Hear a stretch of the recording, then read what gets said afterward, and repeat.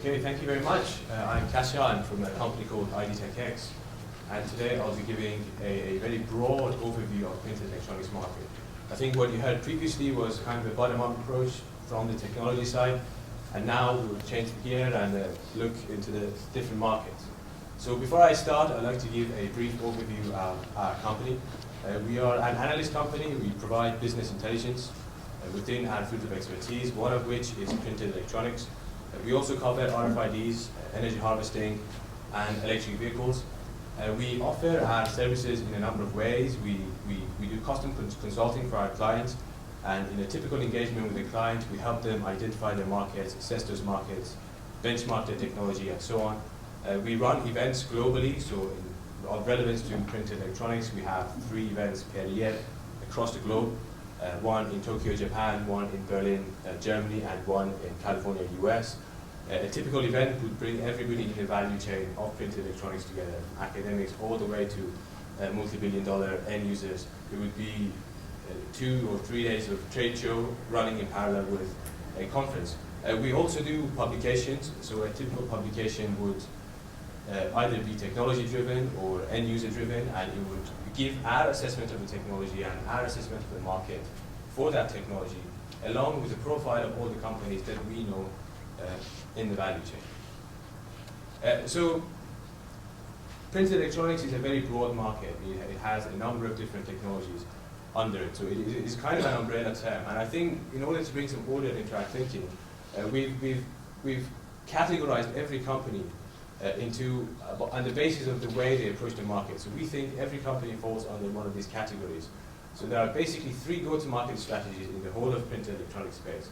In one approach, you create an entirely new market, an entirely new product on the basis of the abilities and the capabilities given to you by printed electronics. In another approach, you replace something simple, a simple layer in an otherwise existing solution.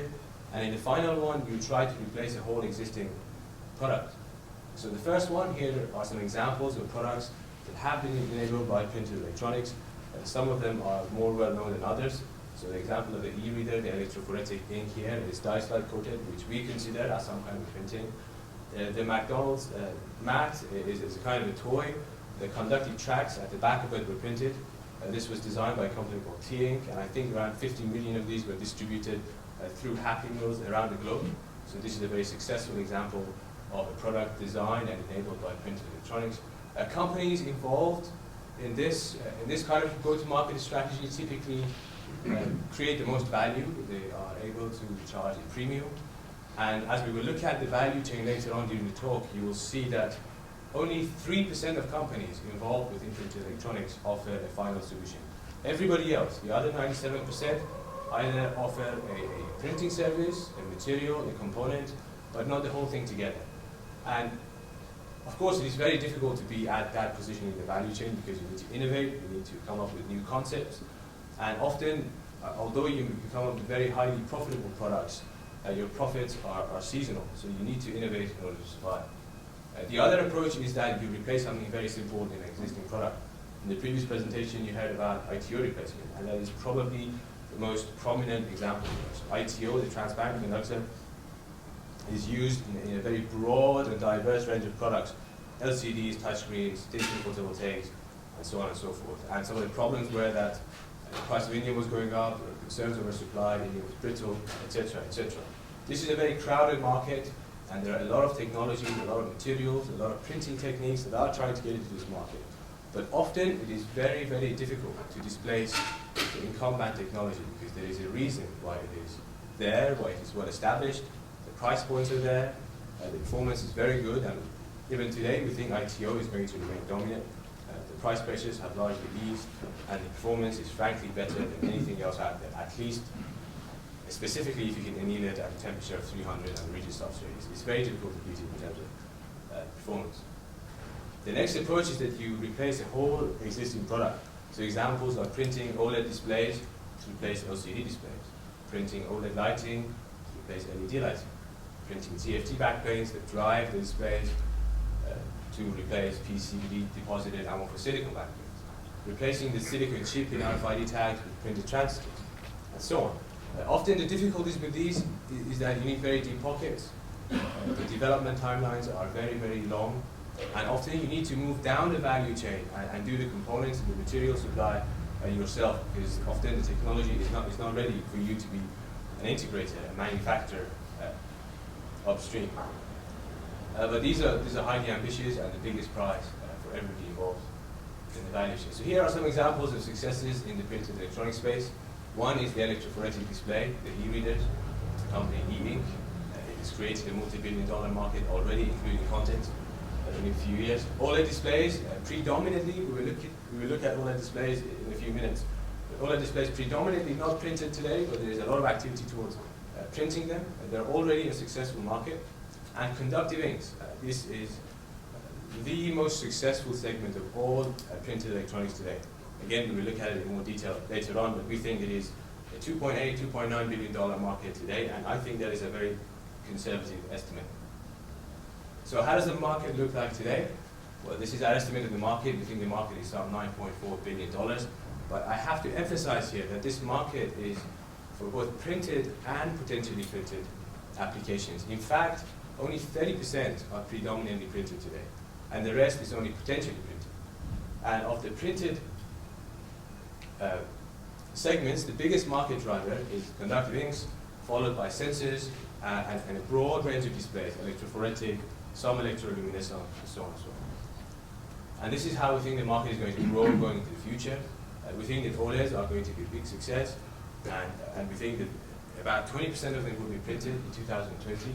And I think as a whole in the industry, we're going to move from a position where only 30% of the products today are printed to a position where about 45% are printed in about a decade's time. So OLEDs, in the past 15 years, there has been a huge amount of investment into space. Some $10 billion have been put into it. Most of the manufacturing takes place in Asia, as all of you probably know, companies like Samsung, LG, and so on. However, the supply chain, the supply of materials into this industry is much more distributed, it's much more global, and we have companies in Europe and in America that are feeding into the portfolio of materials that Asian companies source. And some of the big market drivers for OLEDs are that you need to differentiate against LCDs, so you're looking for thinness, brightness, better viewing angle, lighter weight, better performance on the 3D. So for 3D, you need to drive the screen at a high frequency, and OLEDs are better at switching at higher speeds. But one of the problems with OLEDs is that OLEDs have so far focused on only smaller screens, so mobile phones, and you saw an example in Drew's presentation. A part of that reason is that the economies of scale are not there for scaling the lighting component of the display. But a part of that problem also is that OLEDs are very different from LCDs. LCDs are voltage driven. You don't need to supply a huge amount of current to generate light, whereas OLEDs are current driven. And so if you want to scale an OLED over a large area, you need to be able to supply current uniformly over a large area. And the current backplane technology is not able to simultaneously satisfy the current requirements and the uniformity requirements in terms of spatial uniformity. OLED lighting here is another example of a sub-segment of printed electronics. We think that the market for OLED lighting is still in its very, very early days. The market drivers are, of course, more efficient light generation, good form factor, and large area lighting. However, the technology is still very expensive. It is also far behind LEDs, both in terms of performance and in terms of cost. LEDs are already a fairly large market. Some companies estimated, not us, but some companies estimated to be around a $10 billion market today.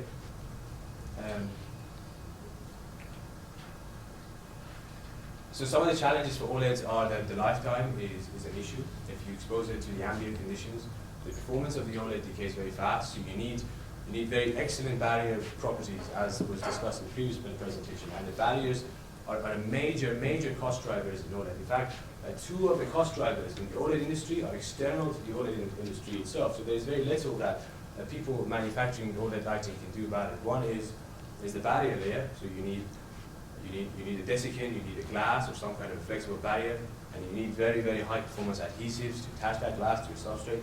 And that adhesive has to be a special kind of adhesive, which is impermeable, and and these are very expensive. And the second major cost driver is that you need an integrated substrate, which includes the substrate itself, the light extraction layer, and the transparent conductor. And both of these are external to the OLED lighting, so it is not clear how the OLED industry as a whole is going to be able to reduce costs going forward.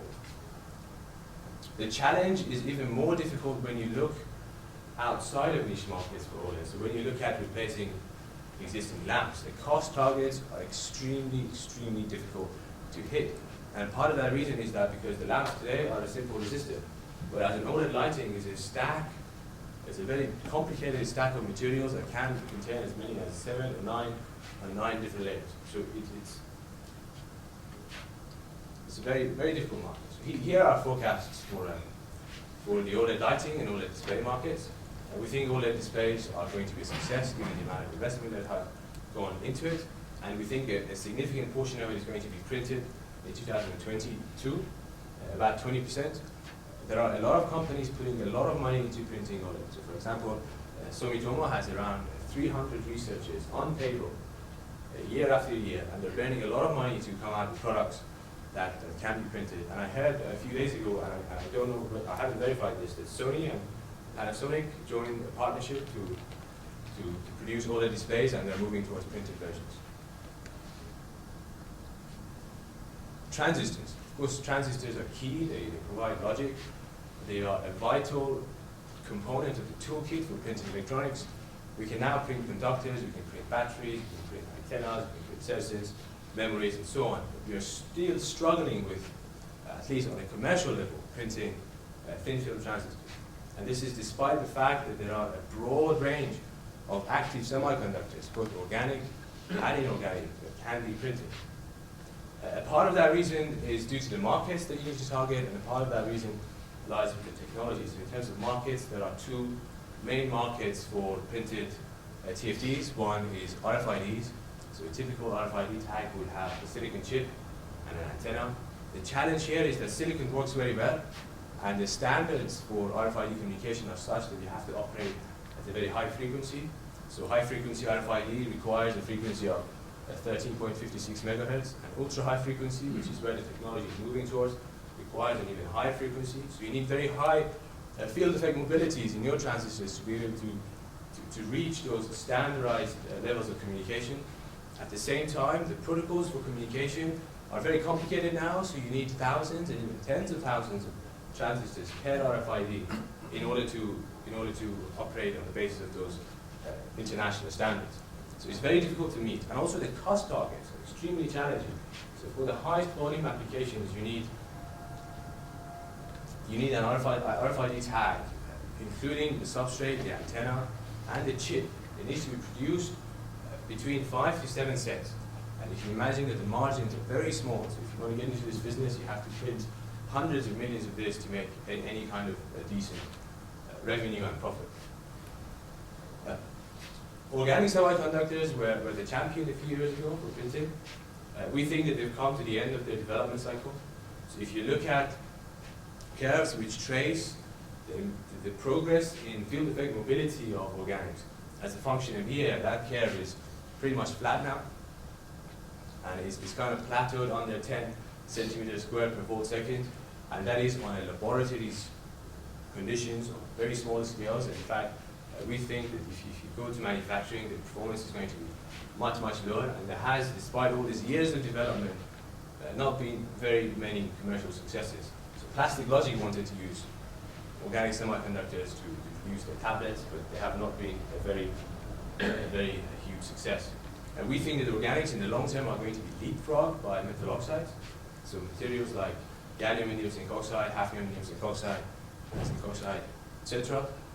Metal oxides are typically spotted, but there has been a mushrooming of interest in printing them, solution processing in the past few years. And one of the problems there was that we had to anneal it at a very high temperature to get a decent performance, so 500, 600 degrees Celsius. But nowadays we've seen research that you can anneal it at 250, 300 degrees Celsius, and get a decent mobility of around 10, low hysteresis, etc., etc.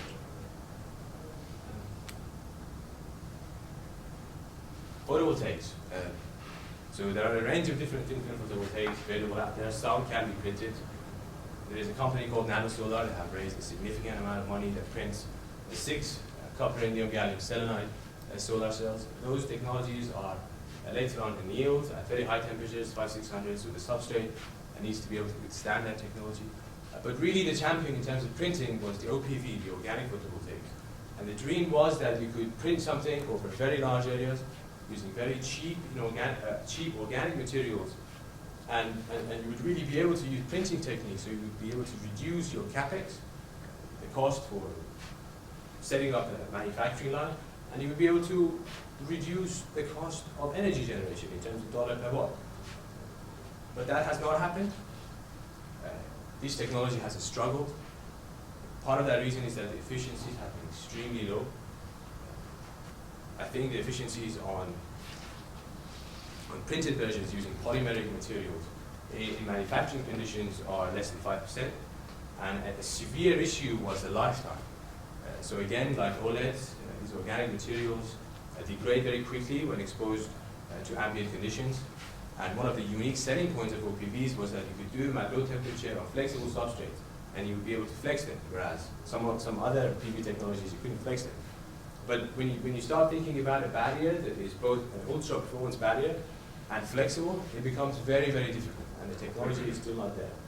So OPV struggled, and this was our market forecast from 2010, a few years ago. Initially, the first few years, all the money was poured in by the government and R&D efforts, and we thought that the technology would reach around $700 million in 2020. We projected a cost of between $2 to $4 per watt in 2020, and so you can see the market was always, we thought, always going to be very small in 2020, several megawatts per year, and in the scale of PV industry, that's very small. So PV industry last year produced between 20 to 22 gigawatts globally. So a tiny, tiny player. And our assessments were confirmed when Konarka filed for bankruptcy a couple of weeks ago, I think. This was really the daddy in the food chain of PV. A lot of people wanted to supply to Konarka. They had raised a lot of money, some $170 million, and they had bought an ex-Polaroid factory at a very, very knockdown price. And really, they were the leading guys in OPV, and unfortunately, they were unable to raise further funds due to the reasons I outlined, and they went down. Conductive inks, this is the most successful segment of all printed electronics. There's a very broad range of markets that you can feed into. The biggest market driver is photovoltaics. So the dominant technology in photovoltaics is crystallized silicon technology. Each wafer has bus bars on the top in order to collect the photo-generated charge. Those bus bars are predominantly printed using silver flake inks. And there are maybe between 5–5.5 billion wafers produced every year. And each of those wafers has between 150 to 200 milligrams of printed silver on the top.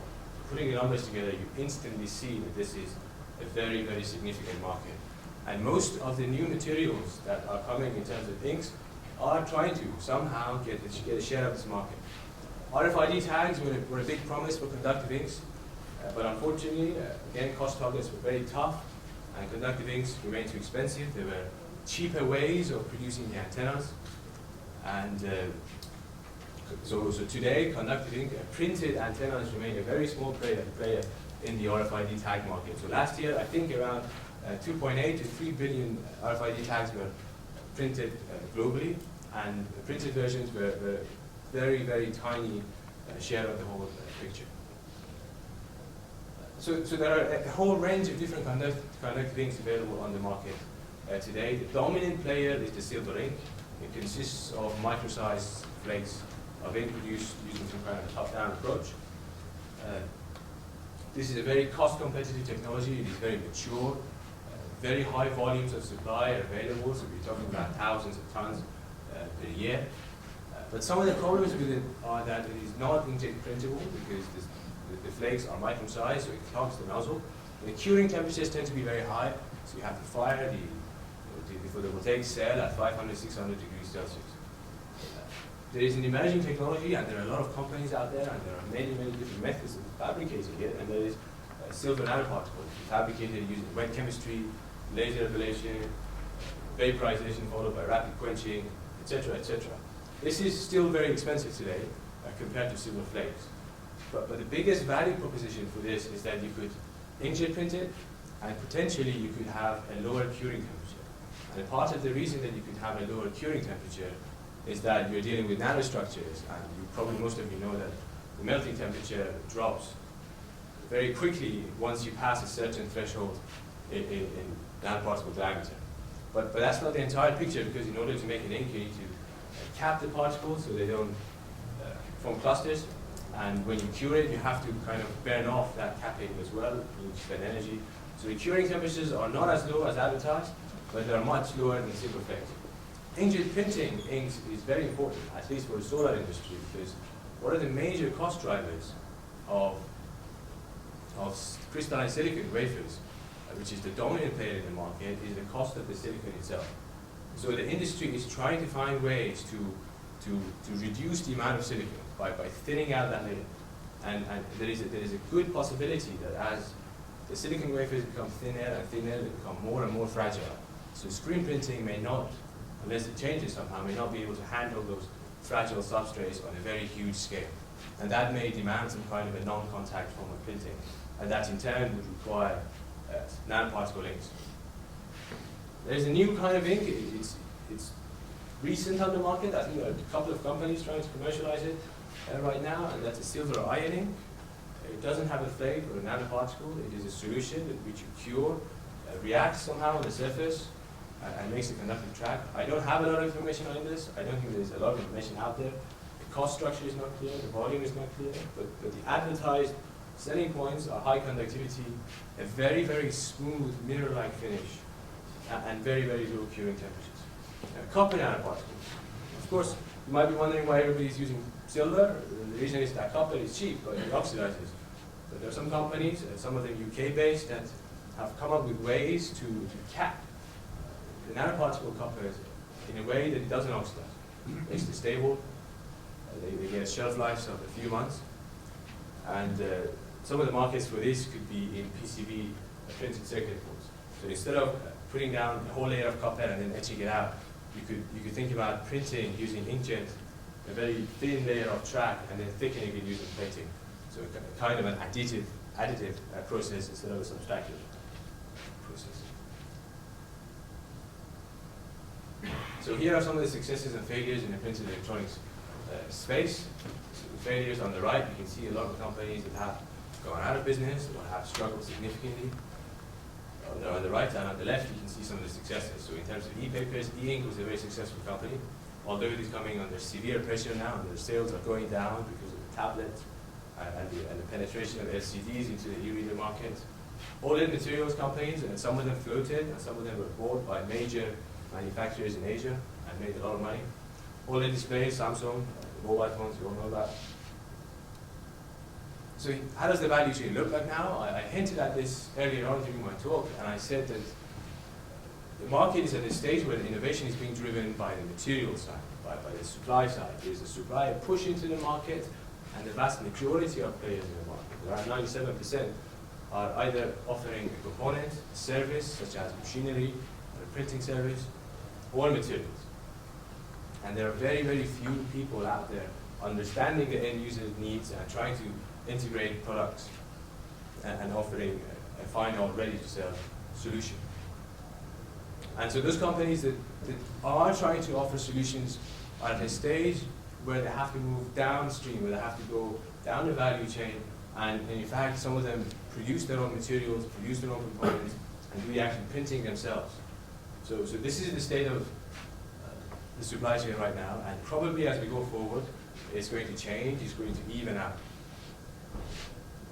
So some of the problems, characteristic of this technology are that suppliers will tell you, we won't give you a sample because we're worried that you might reverse engineer. We won't accept your order because you're ordering too few. We only do this bit of the component, and we don't care about the rest. And I think if the industry as a whole is going to be successful, this needs to change.